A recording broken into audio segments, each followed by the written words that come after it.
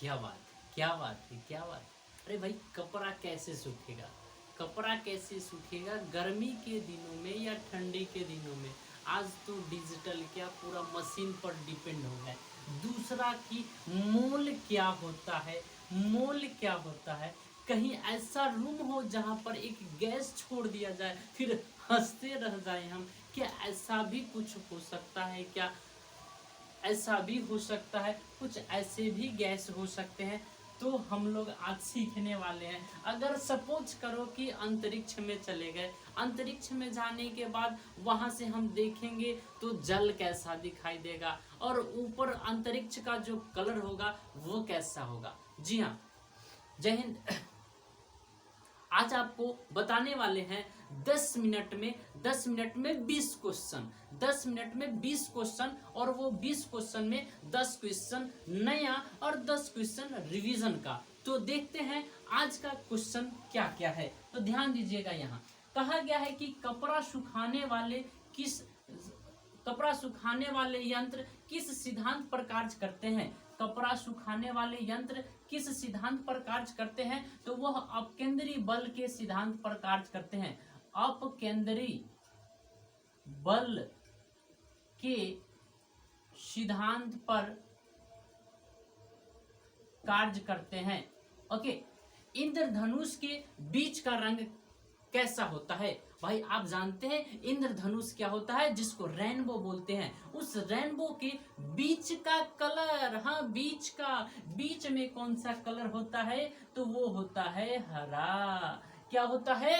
हरा। याद रखना है। सबसे अधिक तरंग दैर्घ्य किसका होता है? सबसे अधिक तरंग दैर्घ्य किसका होता है? तो उसमें कलर जो होते हैं उस कलर का ही बात किया गया है। तो सबसे अधिक होता है लाल का। किसका होता है? लाल। घर में भी लाल और यहाँ पर भी लाल। सबसे अधिक किसका तरंगदैर्घ्य? तो लाल का। और सबसे कम किसका?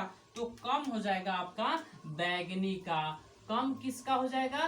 तो बैगनी का। याद रखना है, बैगनी का। नेक्स्ट है, प्रकाश का चाल सर्वाधिक कहाँ होता है? तो प्रकाश का जो चाल होता है ना, वो निर्वात में सबसे अधिक होता है। कहाँ पर होता है? निर्वात में सबसे अधिक होता है।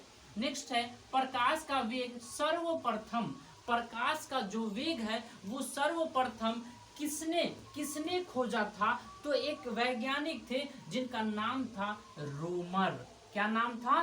रोमर। जिन्होंने किसका खोज किया था? तो प्रकाश के वेग का। तो एक क्वेश्चन आता है कि निर्वात में प्रकाश का चाल कितना है? निर्वात में प्रकाश का चाल कितना है? तो निर्वात में प्रकाश का चाल जो है वो 3 × 10⁸ मीटर पर सेकेंड है। 3 × 10⁸ मीटर पर सेकेंड है। 3 × 10⁸ मीटर पर सेकेंड क्या है? प्रकाश का चाल है। अंतरिक्ष यात्री को आकाश काला क्यों दिखाई पड़ता है? अंतरिक्ष यात्री को आकाश जो है वो काला क्यों दिखाई पड़ता है? तो ऐसा इसलिए होता है क्योंकि प्रकाश का प्रकीर्णन होता है। क्या होता है? प्रकाश का प्रकीर्णन होता है। याद रखना है, प्रकाश के प्रकीर्णन के कारण अंतरिक्ष यात्री को आकाश कैसा दिखाई देता है?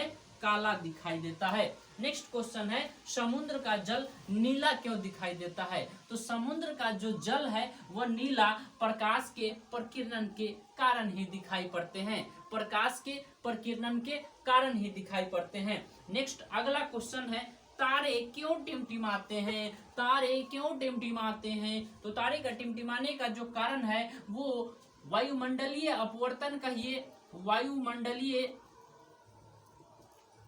अपवर्तन कहिए, या इसी को यहाँ पर प्रकाशीय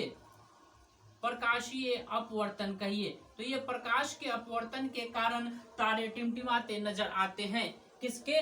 प्रकाश के अपवर्तन के कारण। प्रकाश वर्ष क्या है? तो प्रकाश वर्ष दूरी का एक इकाई है। प्रकाश वर्ष दूरी का एक इकाई है जो बहुत अधिक नहीं, बहुत अधिक दूरी के लिए इसको मेजर किया जाता है। प्रकाश वर्ष क्या है? तो दूरी का एक इकाई है। क्या है? दूरी का एक इकाई है। अब चलते हैं हम लोग रिवीजन वाले क्वेश्चन पर। रिवीजन वाले क्वेश्चन में देखेंगे कि पहला क्वेश्चन क्या है। रिवीजन वाले क्वेश्चन में देखेंगे कि पहला क्वेश्चन क्या है। उससे पहले कि आप एक बार इसका स्क्रीनशॉट ले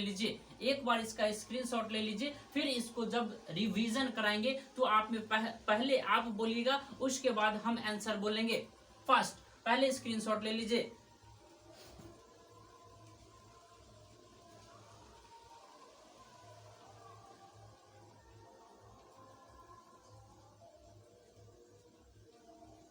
ओके, तो अब इसे हम क्या करते हैं, इसको इरेज कर देते हैं ताकि इधर का जगह जो है वो स्पेस जो है वो खाली हो जाए। चलिए, तो टुडेज जो क्वेश्चन था वो समाप्त हो गए। अब आगे की क्वेश्चन की बात करते हैं। तो ट्यूबलाइट में क्या भरा होता है? जी हाँ, यही वाला ट्यूबलाइट, ये ट्यूबलाइट है। इस ट्यूबलाइट में क्या क्या भरा होता है आपको बताना है। तो इस ट्यूबलाइट में पारा का वाष्प भरा होता है, साथ ही साथ निष्क्रिय गैस भी भरा होता है। किसमें? ट्यूबलाइट में क्या भरा होता है? पारा का वाष्प और निष्क्रिय गैस। आपको बताना है कि फ्यूज का तार बना होता है क्या चीज का बना होता है? जल्दी बता दीजिए, फ्यूज का तार किससे बना होता है? जी हाँ, वही शीशा और टीन का बना होता है। किसका? शीशा और टीन का। अब अगला क्वेश्चन है, मूल रंग कहलाते हैं। तो मूल रंग कौन कौन से है? जल्दी बता दीजिए। अच्छा, मन में बाहर निकाल दीजिए उसको। क्या क्या है? नीला, हरा और लाल। ये आपका बेसिक जो रंग है, प्राइमरी जो कलर है वो यही है, नीला, हरा और लाल। अगले क्वेश्चन की तरफ चलते हैं और ये है मायोपिया को दूर करने के लिए किस लेंस का उपयोग किया जाता है? जी हाँ, जल्दी बता दीजिए। अच्छा, पूछ रहे हैं कि मायोपिया क्या है? तो मायोपिया जो है वह निकट दृष्टि दोष है। क्या है? निकट दृष्टि दोष है। तो निकट दृष्टि दोष को दूर करने के लिए क्या उपयोग किया जाएगा? कौन सा लेंस? तो अवतल लेंस प्रयोग किया जाएगा। अवतल लेंस का प्रयोग किया जाएगा। कैसे याद रखेंगे? तो मायोपिया यानी कि निकट कितने हैं? 1 2 3। जो 3 है ना, तो 3 के बाद 4 आएंगे अवतल। क्या आएंगे? अवतल। और दूसरा है दूर दृष्टि। तो दूर दृष्टि में 1 2, तो दूर दृष्टि है तो 2 के बाद 3, तो क्या हो जाएंगे? उत्तल लेंस हो जाएंगे। तो ये आपको याद रखना है। सबसे हल्की धातु कौन है? सबसे हल्की धातु जो है वो कौन है? तो हल्की जो धातु है वो कौन सा है?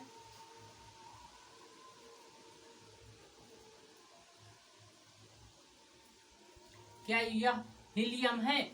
सबसे हल्की धातु पूछा गया है। सबसे हल्की धातु कौन सा है? तो ये कौन सा है?